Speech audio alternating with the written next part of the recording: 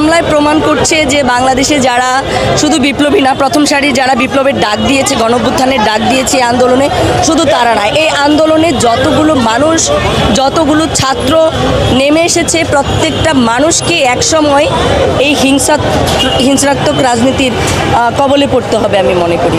কারণ বিপ্লবীরা এখন বাংলাদেশে নিরাপদ না, তাদের নিরাপত্তা দেওয়া সরকারের উচিত, শুধু বিপ্লবীদের না, বাংলাদেশের যত জনগণ আছে জনগণের জানমালের নিরাপত্তা দেওয়া উচিত। মানুষ এখন বিপ্লবীদের গায়ে এভাবে আঘাত হচ্ছে, তাহলে সাধারণ মানুষের কথা চিন্তা করেন। বাংলাদেশের গতানুগতিক দুইটা মূলধারার রাজনৈতিক দল, সেই দলগুলো ক্ষমতায় যাওয়ার জন্যে উঠে পড়ে লেগেছে, কিন্তু আমরা এত বড় আন্দোলন করেছি শুধুমাত্র কাউকে ক্ষমতা বুঝিয়ে দেওয়ার জন্য না। আমরা দেশের পরিবর্তন চাই, দেশটাকে আমাদের মনের মতো করে গড়ে তুলতে চাই।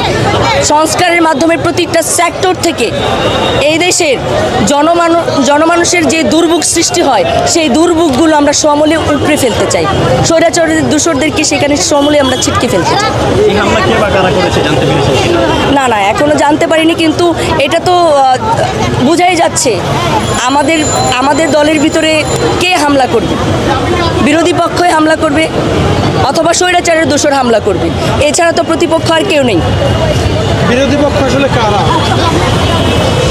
এখন বিরোধী পক্ষ বাংলাদেশে দেখতে পাচ্ছেন যারা ক্ষমতায় যেতে চাচ্ছে তারাই তো বিরোধী পক্ষ, তারাই তো ক্ষমতায় যাওয়ার জন্য যা তা করে বেড়াচ্ছে দেশে, যেন দেশ অস্থিতিশীল অবস্থায় থাকে এবং আমাদের সংস্কার, ইভেন কি আমাদের যে বাংলাদেশ সুষ্ঠুভাবে পরিচালনা করা না যায় সেই দিকে তারা ধাবিত হচ্ছে। ডেভিল হান্ট চালু হয়েছে হঠাৎ করে, সেটা প্রথম কয়েকদিন দেখলাম খুব রানিং হলো, তারপর আবার ডেভিল হান্ট কোথায় উধাও হয়ে গেল সেটাও আমাদের প্রশ্ন। আমরা তো দেখতে পাচ্ছি সরকারি কিছুটা ব্যর্থতা আছে, না